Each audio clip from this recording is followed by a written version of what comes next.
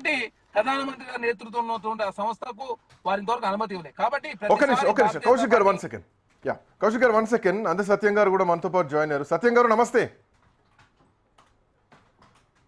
సత్యం గారు వినిపిస్తుందా? నమస్తే అండి. సో ఇక నుంచి ఒక లెక్క రేపటి నుంచి ఇంకొక లెక్క తోలు తీస్తాం అని కేసీఆర్ చాలా అగ్రెసివ్ స్టేట్మెంట్స్ ఇచ్చారు. ఇక నుంచి ప్రజా ఉద్యమాలు మొదలు పెడతామంటూ ఒక ఉద్యమ కాలం నాటి కేసీఆర్ని ఆయన చూపించేటువంటి ప్రయత్నం చేస్తారు. ఆయన మాట తీరు కూడా బహుశా అట్లాగే ఉంది. అండ్ ఇప్పటిదాకా కూడా మీరు విన్నారు కాంగ్రెస్ పార్టీ నాయకులు చరణ్ కౌశిక్ గారు చెప్పినటువంటి కామెంట్స్ ఏవైతున్నాయో ఇవి ఆన్సర్స్ లాగా చూడాలన్నా మంత్రులు కానీ లేదంటే ముఖ్యమంత్రి చేసేటువంటి ఈ స్టేట్మెంట్స్ ఆ చిట్ చాట్సా లేదంటే వాటిని ఒక విమర్శలాగా చూడాలా? ఎట్లా ఉండబోతుంది అనుకోవచ్చు? మనం కాంగ్రెస్ ఏమన్నది బీఆర్ఎస్ ఏమన్నది అనే యాంగిల్లో కాకుండా వాస్తవం జరిగింది ఏమిటి అనేటువంటిది ఆలోచిస్తే ఏ పార్టీది నిజం ఏ పార్టీది అబద్ధం అనేది వ్యూవర్స్ నిర్ణయించుకుంటారు. ఫస్ట్ ఆఫ్ ఆల్ ఒకటి 69% ఇవాళ క్యాచ్మెంట్ ఏరియా ఉన్న తెలంగాణకు 299 టీఎంసీలు కేటాయించారు. ఇది పెద్ద అన్యాయం. తర్వాత రెండోది ఇది కేటాయింపులు 1 సంవత్సరం కాలం పాటు అని నిరంజన్ రెడ్డి అన్నాడు, కానీ 15 నుంచి ఇప్పటి వరకు కొనసాగుతూనే ఉంది. కాబట్టి మళ్ళీ ట్రిబ్యునల్ తీర్పు వచ్చేంత వరకు ఇది కొనసాగే అవకాశం ఉంది. ఇది రెండో నిజం. తర్వాత మూడోది ముఖ్యంగా ఈ పాలమూరు రంగారెడ్డి విషయంలో ఫస్ట్ మంచినీళ్ళ ప్రాజెక్ట్ అనుకో, తర్వాత ఇరిగేషన్ ప్రాజెక్ట్ ఉన్నారు. కానీ తెలంగాణ కృష్ణానది నుంచి మనం వాడుకోవాల్సినటువంటి దాంట్లో దరిదాపు తెలంగాణ వాడుకోలేని 699 కూడా వాడుకోలేని పరిస్థితి ఉంది. ఇప్పుడు కొద్దిసేపు వాళ్ళకి కేటాయించింది 512 ఆంధ్రప్రదేశ్ అనుకుంటే ప్రకాశం బ్యారేజ్ దగ్గర 130 టీఎంసీలు, నాగార్జున సాగర్ కుడికాల దగ్గర 140 టీఎంసీలు, పోతిరెడ్డిపాడు సంగమేశ్వర దగ్గర 300 టీఎంసీలు, దరిదాపు తర్వాత లెఫ్ట్ కెనాల్ నుంచి 30 టీఎంసీలు కృష్ణా జిల్లాకు వెస్ట్ గోదావరికి. వాళ్ళు 512 ఎప్పుడో దాటేశారు వాళ్ళు. అదేమో పూర్తిగా ఉమ్మడి రాష్ట్రంలోనూ ఇప్పుడు సపరేట్ అయిన తర్వాత కూడా ఇవన్నీ వాడుకుంటున్నారు.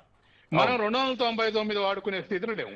అది గోదావరిలో అదే పరిస్థితి, ఇవాళ అదే పరిస్థితి. ఇప్పుడు నిన్న కేసీఆర్ ఇచ్చిన స్టేట్మెంట్ ప్రకారం ఆ చిన్న ప్రాజెక్టులన్నీ ఏది నట్టెంపాడు కానీ భీమా కానీ మిగతా అన్నిటికి కూడా కలిపి పూర్తయిన మేరకు మేము 6.5 లక్షల ఎకరాలకు మేము నీళ్ళు ఇచ్చినాం అన్నారు.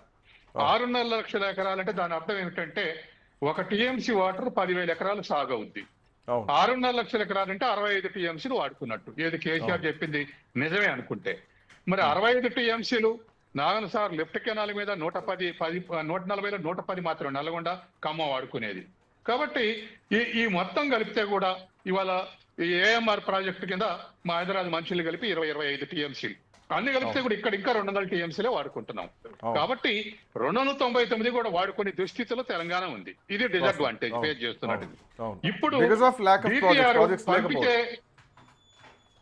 తర్వాత డిపిఆర్ పంపితే భూమి ఆకాశం ఒకటి చేయాలి, ఎట్లే ఉండదా కాంగ్రెస్ ప్రభుత్వం కేసీఆర్ అన్నాడు.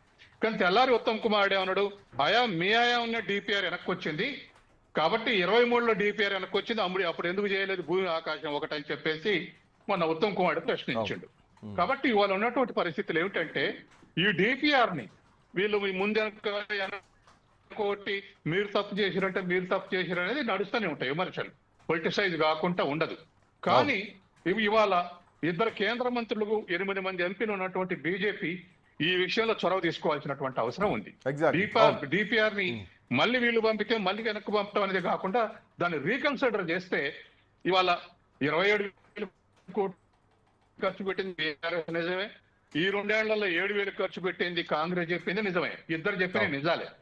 ఒకరికొకరు ఈ అబద్ధాలు అంటుకుంటారు కానీ మనం ఒక అకాడమిక్ ఆలోచిస్తున్నప్పుడు ఈ 2 నిజాలే. కాబట్టి మరొక 10-15,000 కోట్లు ఖర్చు పెడితే పూర్తవుద్ది.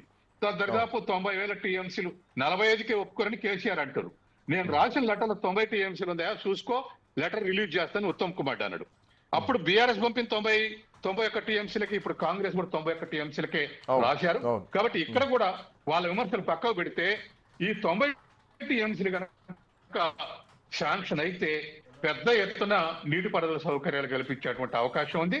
కాబట్టి 2 పార్టీలు కూడా రేపు అసెంబ్లీలో ఇవాళ 42% బీసీ రిజర్వేషన్లకు ఎట్లయితే తీర్మానం ఆమోదించారో డిపిఆర్ పంపుతూనే బీజేపీతో సహా ఏకగ్రీవ తీర్మానం చేసి బీజేపీ ఇద్దరు కేంద్ర మంత్రులు చొరవ తీసుకుని దీన్ని రీకన్సిడర్ చేస్తే తెలంగాణ తనకొచ్చిన వాటానైనా వాడుకునేటువంటి పరిస్థితి ఏర్పడుతుంది.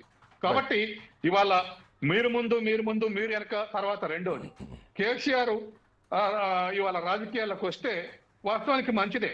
ఎందుకంటే కేసీఆర్ రెండోసారి 5 ఏళ్లు పరిపాలించినప్పుడు ప్రతిపక్షం లేక కేసీఆర్ ప్రభుత్వం అన్ని తప్పులే చేసింది.